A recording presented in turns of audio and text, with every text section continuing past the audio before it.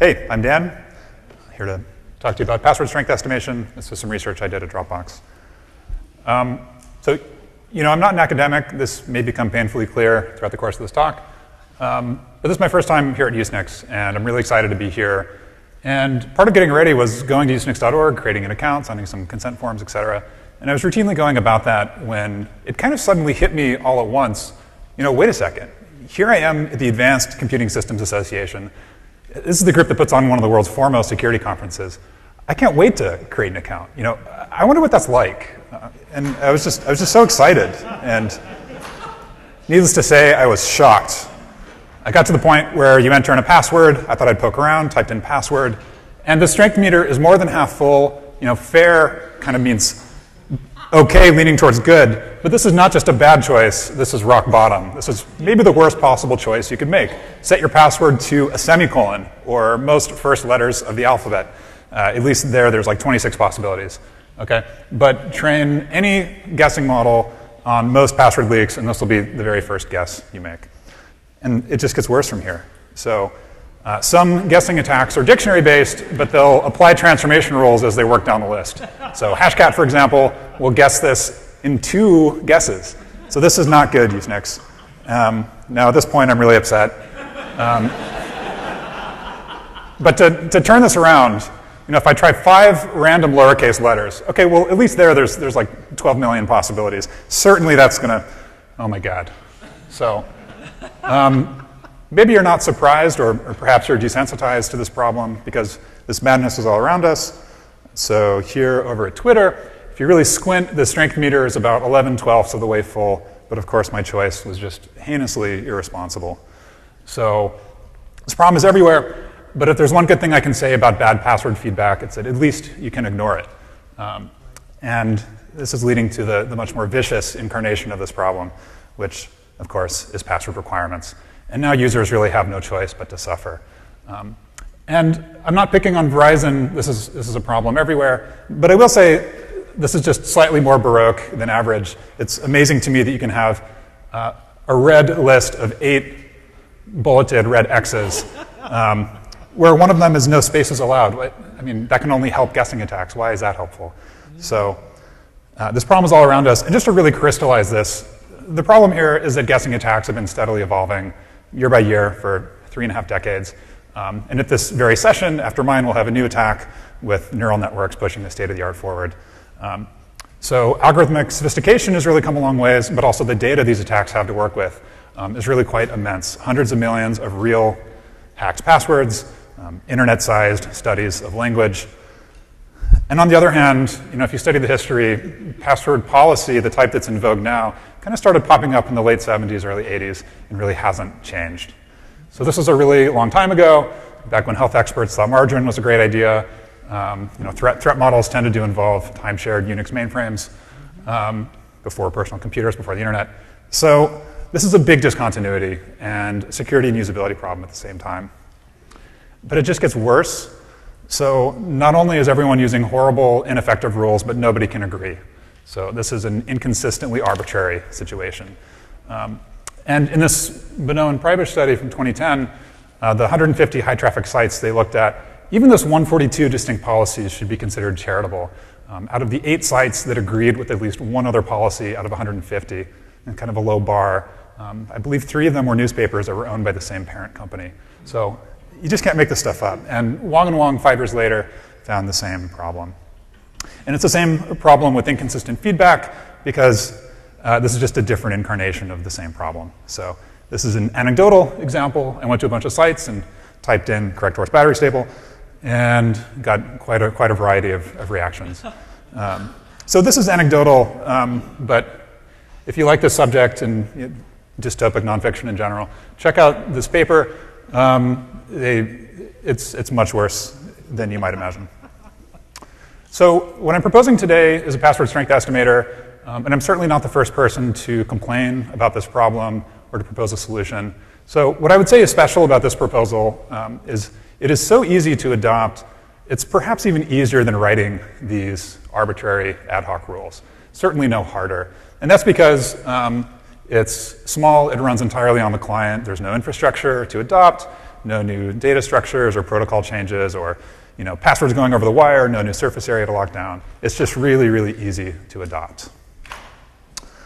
So with an estimator like that in hand, what might password creation UI then look like? Well, these are two examples that I like, and I'm kind of biased with the first one, but at Dropbox we don't have password requirements other than a 6-character minimum. We just give feedback, and it's a very non-invasive sort of UI. To be clear, Uber does not use zxcvbn to my knowledge. I included them here because I really like this requirement UI, and I think it would pair well with client-side estimation. So if the password's not cutting it, let's say it's guessable in under 100 guesses or under 500 guesses, according to the estimator, let's say, just say so and let them fix it absolutely any way they like. I really like this style of UI and hope to see more of it.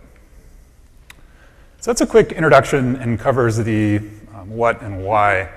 I'm going to move on to how the estimator works, and we'll end the talk with some experiments to see if it actually accurately estimates real guessing attacks. So it's always good to keep a threat model in mind before we jump into the details. So a strong password only protects against guessing attacks, not against malware, keyloggers, phishing, et cetera.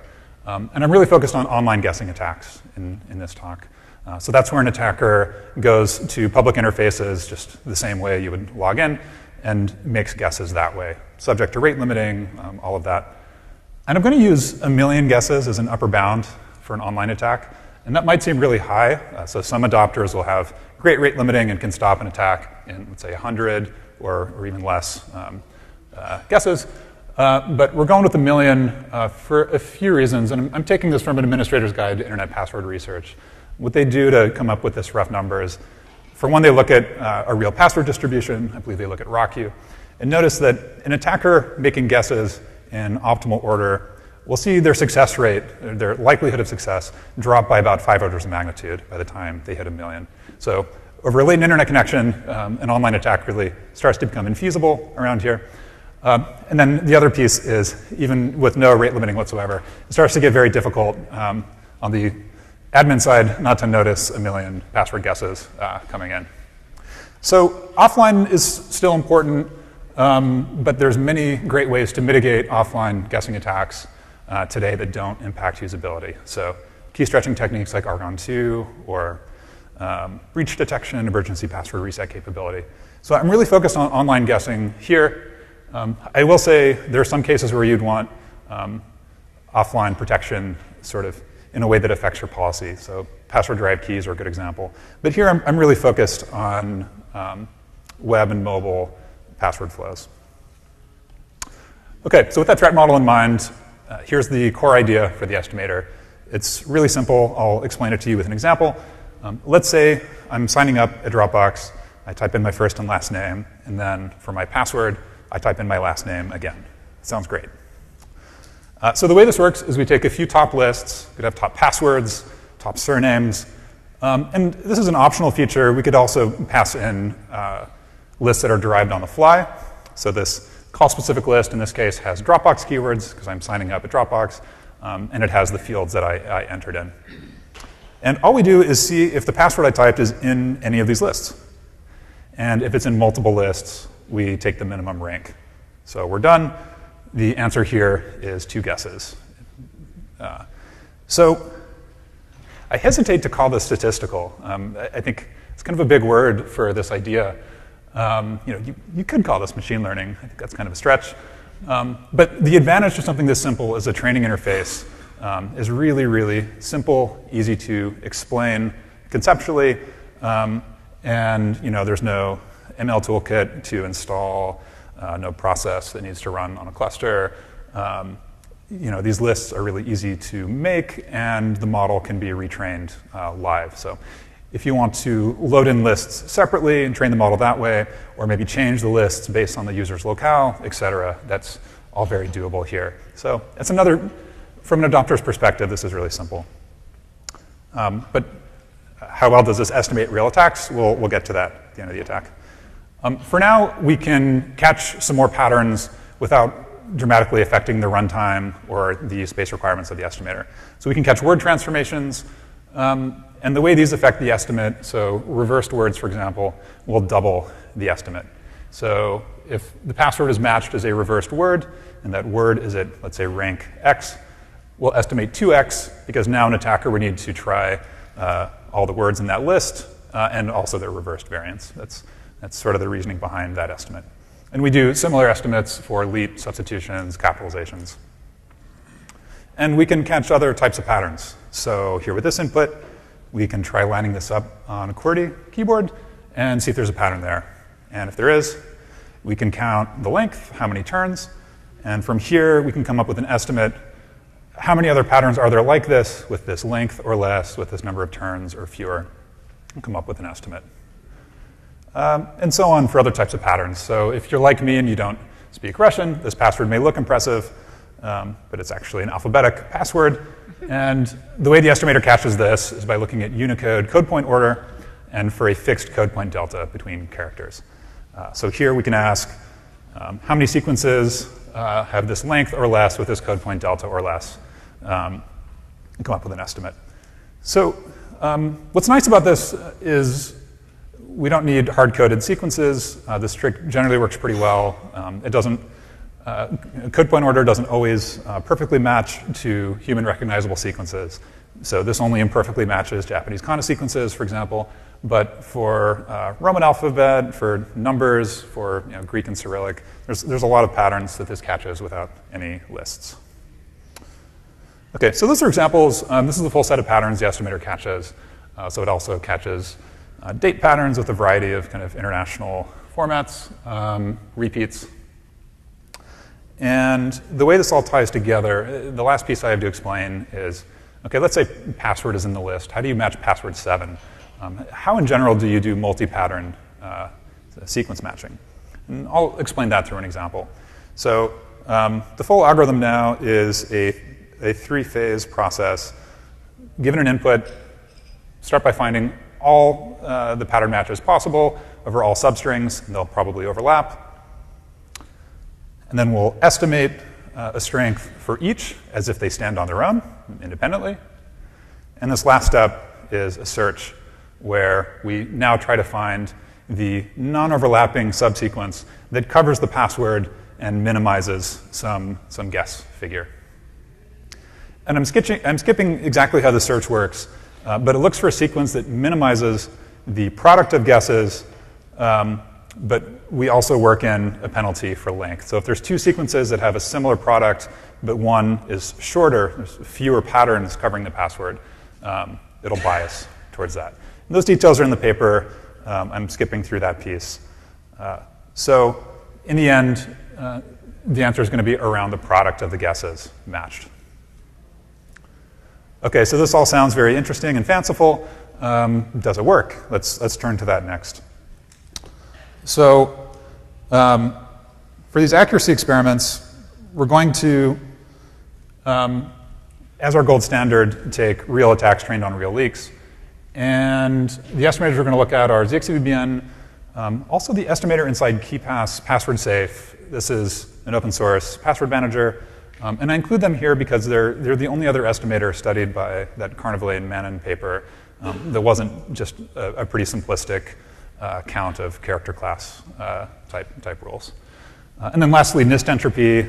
If you haven't heard of NIST entropy, I'm skipping the review here, but all you need to know about it is the US government recommends it, admittedly with some disclaimers. Compliances and standards are based on it, and as we'll see, it doesn't work very well, confirming a bunch of other research. Okay, so for our gold standard for password guessability, we're using the password guessability service from CMU's password research group. They very generously run 4 models in parallel, and the configuration I'm using here will take the minimum over 4 models as the strength. So for a given password, whichever of these 4 models guesses it first, we're going to call that the gold standard for its strength. And we're using 2 leading theoretical models, but we're also including two like very well productized dictionary-based guessing models that are in practice heavily in use as well.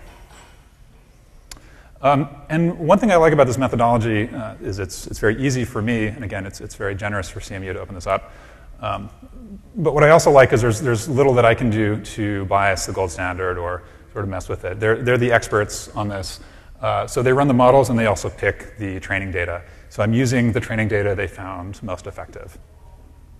The training data, or top lists, I'm giving to the estimators is similar to the PGS training data, but you'll notice some differences. So both sets use RockU and Yahoo, and that's reflecting that attackers and estimators have access generally to the same password lists. We can all use BitTorrent to try to find those. Instead of the MySpace leak, which is older and a small password leak, I'm instead using Mark Burnett's 2015 password corpus. It's much larger. And instead of the Google Web Corpus, I'm using top 1 grams from Wikipedia. The idea there is Google Web Corpus has some licensing issues. This is an open source project. So there's some differences. To what extent these differences help or hurt the estimators? All the estimators get the same training data. And then for test data, we take a 15,000 password random sample from RockU. In the paper, you'll see a parallel analysis with Yahoo as well. And again, this is something the Password Research Group did for me because they're handling training all the models. They also were kind to take a random sample and send it over. Okay, so this test data is not seen by PGS or by any of the estimators. So let's look at some graphs. All the graphs I'm going to show look like this. And on the x-axis, we have PGS, the gold standard. So this is how many guesses were needed in reality by real attacks. And this ranges from, these are log-log plots. So we have 1 guess on the far left, going up to 10 to the 15 guesses on the right. On the y-axis, we have the estimator. So this middle diagonal, y equals x, indicates agreement between the estimator and the gold standard. So this vertical line is just to indicate where the sort of online attack threat ends. So anything to the left of here was guessed by PGS within an online range. And this means points here, points above the solid diagonal, or security problem. This indicates overestimation, meaning the password was said to be stronger than it in fact really was. So this is a security problem, whereas points below this diagonal are going to be usability problems. Now the estimator is saying the password's weaker than it really is and needlessly burdening people. But overestimation is really what we'll worry the most about. That's a security problem. Okay. So here's NIST. And if you're NIST entropy outputs an answer in bits. The way that I convert that to guesses is slightly involved, but it's roughly 2 to the bits. And the results look like this. First thing you'll notice are these horizontal bands, and this is a bad place to be for estimators. Because what this means is a NIST entropy estimate of not quite 10 to the 5 guesses. In reality, stretches anywhere from a few guesses, close to 10 to the 0, ranging up to 10 to the 8. So what NIST entropy calls a single estimate can really range in reality.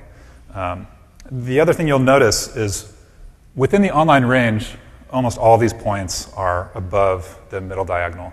And there's not a lot we can do to scale that given this horizontal pattern. So this is more confirming evidence that NIST entropy doesn't work very well, but that's a conclusion many others have found as well. So here's KeyPass. And the first thing you'll notice is many more of these points within the online range are inside this dotted region. So this indicates less than 2 orders of magnitude of estimation error. So this is certainly better than NIST entropy, but we still have this horizontal banding problem, which you can pretty clearly see. So up at about 10 to the 4.5, the estimate can really, again, stretch in reality quite a bit. So here's the zxcvbn, and now we have this nice linear behavior roughly up until about 10 to the 5. And when it does misestimate, it tends to be below the line So that's a nice feature here. There's very, very little, up until about 10 to the 5, overestimation. This is what we want. OK, so for a second experiment, what if we now truncate the training size? So we started with all these parallel lists, cut off at 100K tokens. What if we cut it off at 10K instead, or 1K? And here's roughly what the estimator size becomes. So here's that original graph, again, cut off at 100K. If we now cut off at 10K, you see a pretty clear trend. We get this linear growth that ends at about 10 to the 4 now instead of 10 to the 5. Here's that original. Here's cutting off at 10K. And let's now cut off at 1K. Again, linear up until about 10 to the 3. So when these frequency lists run out, we get this big spike in overestimation. And that spike, you'll notice this column of overestimation, it ends around 10 to the 7. And the reason that happens, from what I can tell, is our PGS is trained on about 20 million unique tokens, roughly 10 to the 7. So it's running through that full list and sometimes succeeding. And when the estimators don't have those tokens, you can get really big overestimations. The other takeaway from these graphs is if an adopter only needs accuracy up to 10 to the 3 or 10 to the 4, they can really truncate their estimator, and it'll still work for their needs. OK, and lastly, I said could get a lot of mileage out of this really simple idea of taking minimum ranks over parallel lists. So let me just show you what that looks like. So again, here's that original graph matching all the patterns. And now here's if we just do this minimum rank trick. So you can see there's clearly more noise in the online range to the left of this vertical line. But not a lot. We still have pretty nice linear behavior. So here's with all the patterns. Here's just matching words and taking minimums. So the reason we keep all these pattern types is they add very little to the runtime or the space requirements. So I just see these as a net win for this kind of model. I'm going to skip through this pretty quickly, but in the runtime benchmark I did, I took both test sets. I talked about RockU here. We also have a 15K sample from Yahoo. Concatenated them together and ran through in a few different ways how long the estimator took for passwords in that sample. And even at the 99.9th percentile, it runs in about 3 milliseconds. The slowest password was like a 50-character RockU URL that someone entered in as their password, probably accidentally. And that took just under 30 milliseconds. So still plenty fast.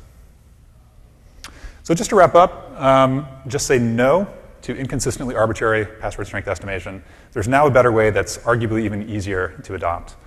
For estimating online attacks, as sophisticated as these guessing attacks are, at low magnitudes within an online range, it's hard to beat taking a minimum over parallel top lists. So a lot of the sophistication kicks in at higher magnitudes. But matching other pattern types is helpful and cheap. And depending on the accuracy you need, you can really truncate the estimator. So give it a try. It's open source, permissively licensed, cross-platform, but it's also been widely ported. And we have a nice growing adopter base. Thanks.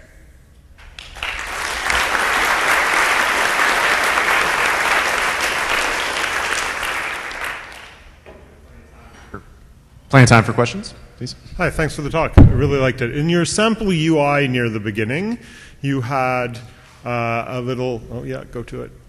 Sample UI? Yeah, sample UI. Yep. Almost there. Here we are. Yeah, great. So you had the little 3-bar thing Yep. on the right there. Yep. But your, like the sample code you gave basically output a 1-bit value. Yes. So yes. what are you using to generate that? Yes, so the example I gave here was for a requirement. So this is maybe the simplest kind of password requirement you could do, something I like. For feedback, you need to output like a value from 0 to 5. So you would call guesses, and if guesses, take log of guesses or something. Yeah, you're going to want to set some kind of window for each score. So I think forget exactly how we do this by default. We output a score for convenience in the library. But 0 bars means like 1 to 20 guesses, let's say. 1 bar could be under 50 or under 100. 2 bars could be under 1,000 guesses, something like that. Right. And you don't think users would, like this sample hint, which is, please try something more complex. Are users not going to say, what? What do I do? Yeah, I think that depends on how low you set the requirement. If you set it to must be guessable in over 100 guesses or even 500, I think it's only users that enter their own last name. I think if you set the requirement higher, it could be very confusing, and people might need more feedback. Right. And these are just examples of how you could use the estimate, but the estimator also gives quite a bit of meta information about the matches it finds that could be used to give more complex feedback. Does it? Okay. Yeah, so I could give an example of that. So, Oh, yeah. goodness. So here's what the estimator actually does. So I typed in ASDF, SDF, and you can see we match the A as a brute force match, then we find this SDF, SDF as a repeat. So it outputs the match sequence it finds with kind of some numbers. And the score it's giving, these are just kind of ballpark guessing times based on different scenarios.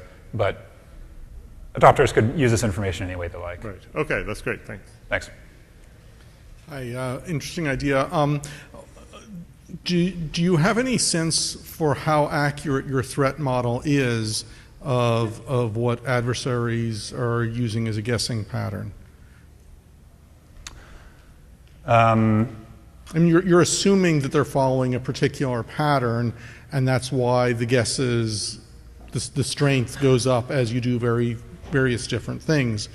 But do we actually have any ground truth that tells us that that in fact is how they do it? So if everyone adopted your system, might they adapt Sure. their guessing methodology? Sure. Yeah, so for ground truth, we use the best known guessing attacks, which have no ties to the library. So I don't know of better ways to iterate through password choices.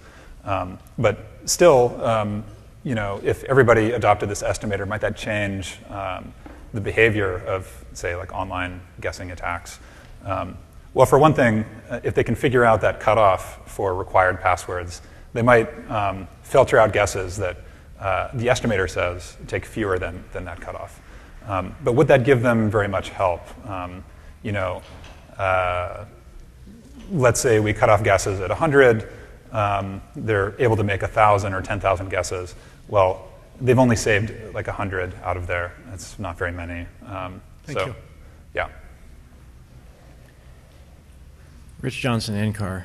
I noted you were using OCL hashcat guessing, but you're talking about online attacks, where it is an offline attack tool.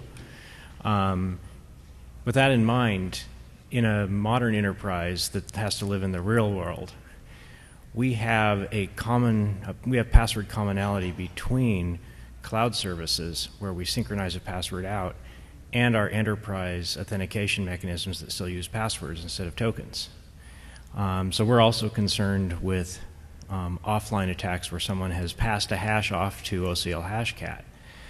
How would you extend this to handle that kind of situation where 10 to the 6th is no longer a limit? Mm-hmm. As Cormac Hurley put it at passwords 15, there's the chasm of don't care. Mm-hmm. Between 10 to the 6th and I forget what the limit was. But above that, we've got users with passwords that are supposed to be strong against the cracking as well, and it has to be the same password for usability reasons. Right. Have you thought about extending this to offline attacks? Thanks. That's a good question. So I really focused on online attacks here. I think to look at offline attacks, to use this estimator, I think the best thing you could do is grow the data that's provided to it. But then I didn't look at what happens at higher magnitudes when you do that. And what's tricky is that online-offline chasm you mentioned, where after the online cutoff ends, but before offline attacks start getting difficult, a password strength anywhere in between there really does no benefit at all, and that's why it's a really questionable sort of usability security trade-off. I don't have a, I think offline attacks depend so much on the hashing algorithm used, like anything to bring the guessing window down, so using a hard hash function. Like I really think that's going to be a better route than trying to make this estimator extend over higher magnitudes. With that said, this next talk generalizes really well to high magnitudes, and you're gonna see some of that. That's a pretty good segue. You have 30 seconds. Sure. Love the system. Glad to see you finally publish a paper on it. Was playing with it about 3 years ago. I found that as a user, I could adapt simply by not finishing words, pass were, et cetera. And that if I were a user, that's how I would adapt. Have you done anything to prevent that? Thanks. Yeah, so edit distance in general is one pattern type that the estimator doesn't catch. And I haven't figured out a way to catch edit distance in a way that is, doesn't dramatically impact time or space or both. But I also, I'm not aware of how pervasive that pattern is or how commonly it's used within, let's say, an online attack window. So I would wait until that pattern is really clearly used in leaked password corpora, because that's when attackers are going to tailor their attack. But it is an important pattern. This, I can't catch all patterns here either. Okay, so great. Why don't we thank Daniel again?